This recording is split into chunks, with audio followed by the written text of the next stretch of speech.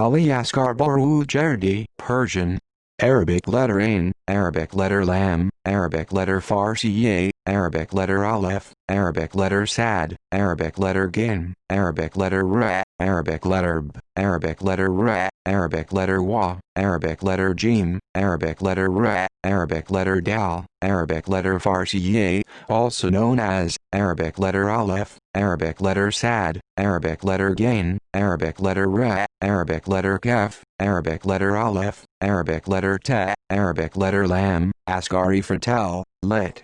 Asghar the Murderer.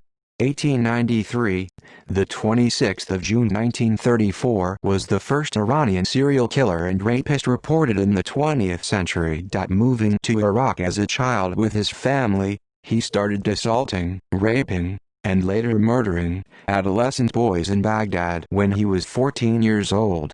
Escaping back to Iran in 1933, he continued his murders in Tehran where he was eventually arrested and executed. Asghar Fatal was convicted for raping and killing 33 young adults, 8 in Tehran and the rest in Baghdad. Early life. Ali Asghar Baroujerdi was born in 1893 in Baroujerd, western Iran. He had 2 brothers named Reza and Tahi, and 1 sister. Asghar grew up in a family which had a history of various criminal activities, including theft, murder and defamation. His grandfather, Zulfali, was a bandit who robbed caravans in the cities of Baroujerd, Malaya and Erg, sometimes murdering the caravan's owners. Asghar's father, Ali Mirza, was also a known bandit, who'd killed more than 40 civilians with his bare hands. His notoriety made him immigrate to Baghdad, with his wife and children. On the way to Mashhad, Mirza was killed by the Persian Cossack Brigade in Iran, and his wife and children continued to Baghdad. Asghar had heard from his mother that his father had been a soldier who killed during his military conscription. The family soon traveled to Iraq under the pretext of making the Karbala pilgrimage, and subsequently decided to remain in Baghdad. Murders in Iraq. Asghar sold snacks to other children and adolescents, and made friends with them. He would promise to give them treats, but instead would assault and sexually molest them. It was during this time when, at age 14, Asghar was first arrested and prosecuted for his abuse of other children in Baghdad, and was imprisoned. Unfortunately, due to his youthful age, he wasn't considered a serious risk, and was released with the consent of his victims' parents. He then returned to selling nuts and snacks. Soon, Asghar was again arrested and sentenced to 9 years in prison, after it was discovered he'd abused 5 children in Baghdad. At the age of 27, he was released and ordered to stay away from activities which could possibly land him in contact again with the police and the court. It was during this period that he killed 25 children and adolescents in Iraq, and even confessed to the last murder. He quickly fled to Iran where he settled permanently. Asghar said the following about his crimes in Iraq. In Iraq, in my brother's cafeteria, I spent all the money. I was selling nuts for some time in the mosques, and I was in contact with children until I was in prison for 9 years for abusing 5 of them. After my release, I was still around children until I deceived a carpenter's student named Hassan one night, raping him with 5 others, and because of this, I was detained for 2 years and supervised by the police. Every night, the police would come to my home and control my actions at home, so I decided to kill any boy I raped. I killed 25 children in Baghdad, often drowning them. Some resisted, and since I was not going to leave any traces behind, the last kid I shot. Another child saw me and then I escaped to Iran. Murders in Iran. When Asghar returned to Iran, he didn't return to his hometown, Baroujerd. Instead, he settled in Tehran's Reza Khan Caravanserai, where he was particularly busy with athletics. In this way, he had much contact with children and adolescents. His main targets were male adolescent teens, who'd come to look for work. During this brief time, he killed 8 people, and dumped their bodies in the southern part of the city.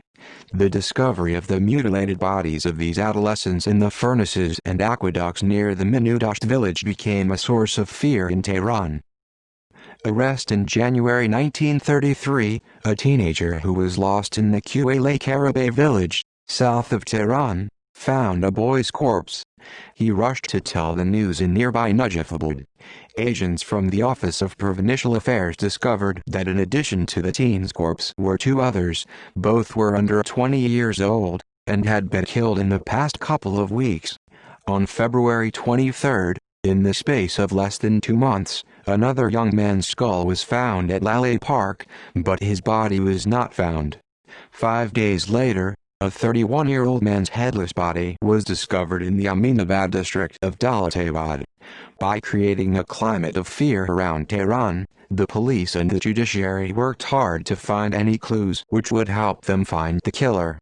Sardar Timur Khan, an inspector from Tehran, who was probably the most knowledgeable officer in this area, was put in charge of serial killings investigation in southern Tehran. The police drained several wells, in an attempt to either find more bodies or prevent their use for possible dumping, as the officers continued their efforts to solve the killings in Qa. On Thursday, the 10th of March, 1933, close to Aminabad Qa, the police came by a middle-aged man in the desert, selling a stack of porterage. The officers spoke with him, asking about his background and employment. The man claimed he was selling okra. They did not doubt him at first, but upon closer inspection, noticed bloody clothes and a bloody knife. The man claimed to have bought the clothes from the market near the Shah Abdul-Azim shrine, and the rest of the items were his tools. The authorities were not convinced, and the man was arrested and taken to a commissioner in Tehran. The officers then visited Asghar's residence in Reza Khan Caravanserai and questioned his neighbors. They said that, the previous night, Asghar had introduced the murdered boys as being his brothers. The police identified the clothes worn as belonging to the same teenager. Trial and confessions. After a series of interrogations, Ali Asghar admitted the clothes were the adolescent, also named Ali, whom Asghar employed to work alongside him. But after the boy ran away, Asghar found him and proceeded to rape and murder him. Eventually, Asghar confessed to raping and murdering a total of 8 children in Iran and 25 in Iraq. Now dubbed Asghar the Murderer, the trial began in June 1934. Asghar was charged with the rape and murder of a dozen children and adolescents. At the verdict, the court sentenced him to 9 years imprisonment, and subsequent to that, he was to be executed. The verdict was upheld by the Supreme Court of Iran. Given a chance to speak, Asghar explained his reasoning behind the crimes. "These are future parents. They are unproductive and beautiful. They steal when they grow a beard. I have a feud with them. These are the enemies of the country. Because of that, I have killed them. I was so excited when outside of my country, as I have killed a lot of them. That's why I came here, seeing they were here, and killing them." Execution on Wednesday, the 6th of July, 1934, in the early morning, Asghar was executed in Tolubkhane in front of the country's national justice system. At first he appeared humorous, but when he saw the rope, he realized the inevitable and grew fearful, said that if he was to be released, he'd give the person 2 sheep. "I killed some tramps, I killed them because of you," he said after protesting. In the story The Well of Babel by Reza Ghassemi, Asghar the Murderer says, "My purpose in life is to see my head over and overcome others. Well, now I'm dreaming of a cord climbing up." The prison director instructs him to reverse it. He then closes a large stone with a twine on his neck and hangs himself from his legs. External links: the murder's selected newsletter. Who was Asghar the Murderer, the horrible man from 80 years ago in Tehran? References